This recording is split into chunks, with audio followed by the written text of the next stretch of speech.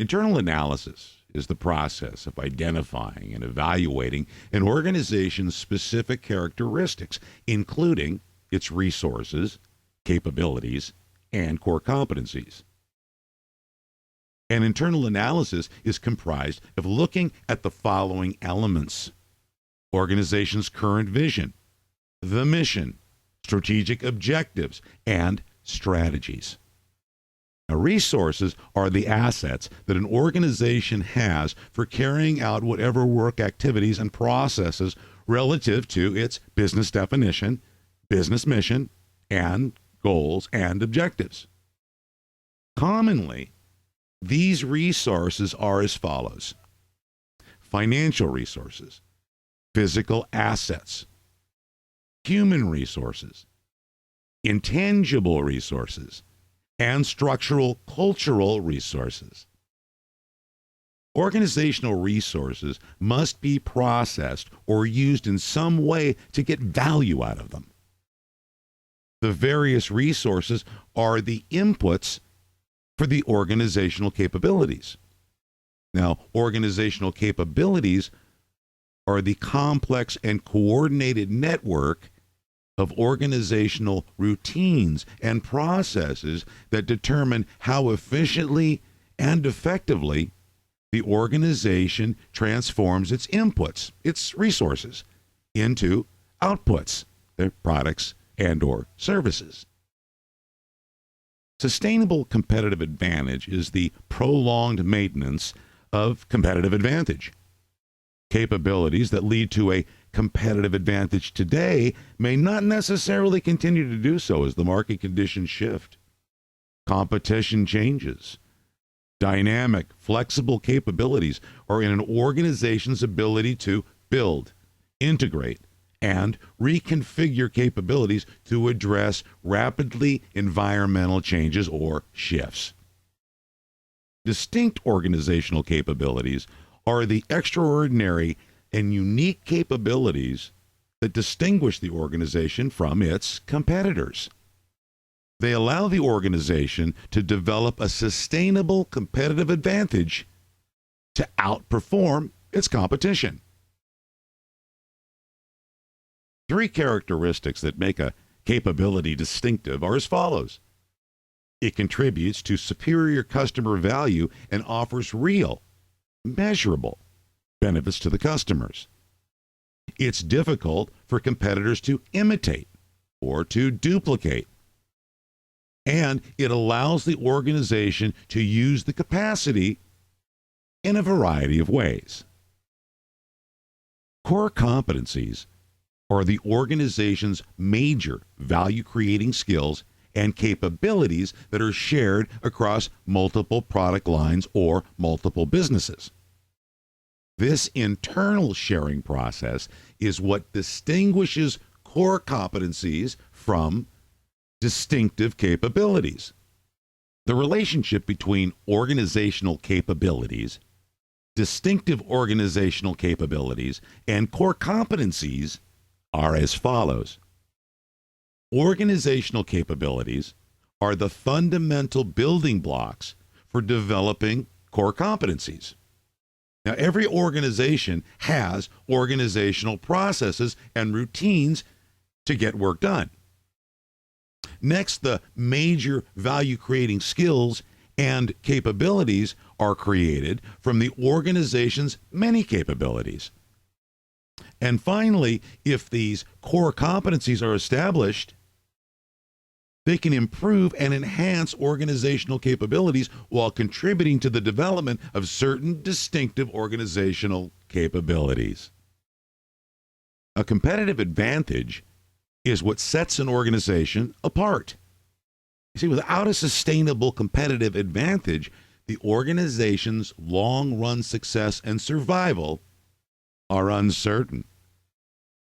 The aggregate reason for doing an internal analysis is to assess what the organization has or does not have, or what it can do or what it cannot do. In other words, its strengths and weaknesses. Strengths are resources that the organization possesses and capabilities that the organization has developed, both of which can be exploited and developed into sustainable competitive advantage. Weaknesses are resources and capabilities that are lacking or deficient and that prevent the organization from developing a sustainable competitive advantage. Now, they need to be corrected, particularly if they're in important areas that are preventing the organization from attaining the sustainable competitive advantage. Relative to the value chain analysis, customers demand some type of value from the goods and services they purchase. Customer value emerges from the following three broad categories. The product is unique and different. The product is low priced. And or the providing organization has the ability to quickly respond to specific or distinctive customer needs. Value chain analysis is a systematic way of examining all of the organization's functional activities and how well they create customer value. It assesses the organization's ability to create customer value through its activities. In other words, what are the organization's strengths and weaknesses in these areas? There are 9 areas of value assessment made up of 5 primary activities and 4 support activities. Primary activities are those that actually create customer value. These activities include inbound logistics, operations, outbound logistics, marketing and sales, and customer service. Support activities provide support for the primary activities as well as for each other. These activities include procurement, technological development, human resource management, and firm infrastructure. Now, if an organization can perform any of these activities more effectively or efficiently than its competitors, it should be able to achieve a competitive advantage. Now, the advantage of the value chain analysis technique is that it emphasizes the importance of customer value and how well an organization performs the primary and support activities to create customer value. That stated, this technique may be somewhat confusing and complex to use in assessing organizational strengths and weaknesses. Organizational work activities do not always align efficiently into the primary and support activities framework. What do we do if the organizational work activities don't line up efficiently with the primary and support activities framework? Well, we take a look at the internal audit. The internal audit approach starts with the premise that every organization has certain functions that it must perform. An internal audit is a thorough assessment of an organization's various internal functional areas. Now, strategic decision makers use the internal audit to assess the organization's resources and capabilities from the perspective of its different functions. Now, the following 6 primary functional areas are productions operations, marketing, research and development, R&D, finance and accounting, management, including human resource management, and IT, information systems. Depending on products, markets, and industries, individual organizational structures may vary. Therefore, they may emphasize different sets of functional areas. The internal environmental analysis process proposes assessing an organization's internal activities by doing the following: surveying strengths and weaknesses, the SWOT analysis, categorizing these strengths and weaknesses in terms of resources and capabilities, investigating the potential of these strengths to lead to competitive advantage, and evaluating the ability of these competitively relevant resources and capabilities to serve as the basis for an appropriate competitive strategy. The main aspect is its emphasis on linking the identification of organizational strengths and weaknesses with the development of an appropriate competitive advantage.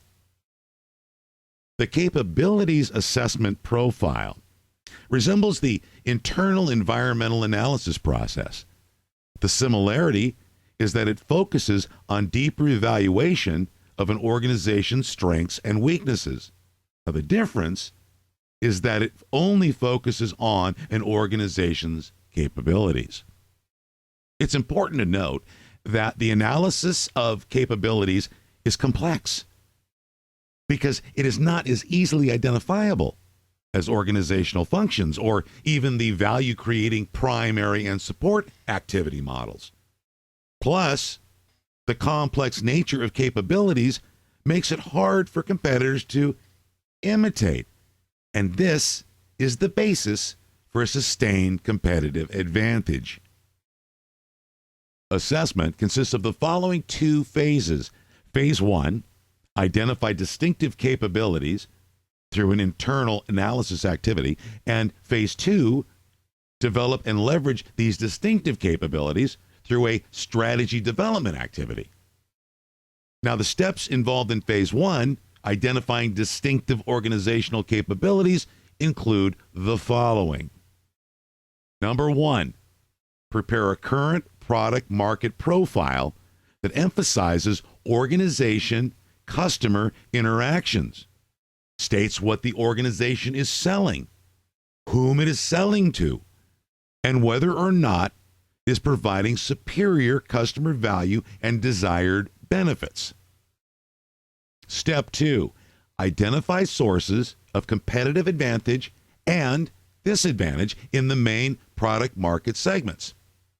This step determines why customers choose the organization's products rather than those of competitors and involves information on cost, product, and service attributes, such as when customers purchase and what they're actually purchasing.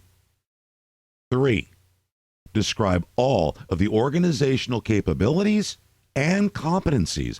In this step, the organization examines the resources, the skills, the abilities of the various divisions, and then determines which of them lead to a competitive advantage. Step 4, sort the core capabilities and core competencies according to strategic importance.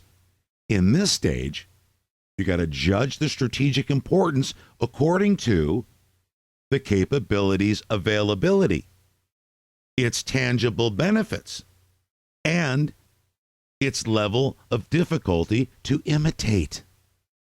And step 5, identify and agree on the key capabilities and key competencies. Key capabilities and competencies provide the basis for resource allocation. Now, there are several criteria that can be used to determine whether resources and capabilities are strengths or weaknesses. So in order to determine whether resources and capabilities are strengths or weaknesses, let's consider past performance trends, where they include any organizational performance measures such as financial ratios, operational efficiency metrics, employee productivity statistics, or data on adherence to quality control standards. Any internal organizational performance area that is measurable could be assessed by looking at the trends. Comparing specific performance goals or targets with actual performance provides us with clues to tell how well the various internal areas are performing. Comparing your organization's performance with the performance of competitors helps to determine whether these strengths and weaknesses can be used to influence the development of potential sustainable competitive advantage. Qualitative opinions or assessments of organizational members can be useful in determining areas of strength or weakness. For example, if outside consultants are working with any of the organization's divisions or units, what opinions do they have? What do they see as strengths or weaknesses? So we'll wrap it with the front end. Why should we do an internal analysis? An internal analysis is a process of identifying and evaluating an organization's specific characteristics, including its resources, capabilities, and core competencies. The following are two basic reasons why conducting an internal analysis is essential. First, it's the only way to identify an organization's strengths and weaknesses so that you can make your way through the SWOT analysis process. And finally, it's needed for making good strategic decisions. The outcome of the process yields valuable information about an organization's specific assets, skills, work routines, and processes. Information that is developed from an internal analysis coupled with the information that is gathered from an external analysis provides the basis for developing strategic alternatives.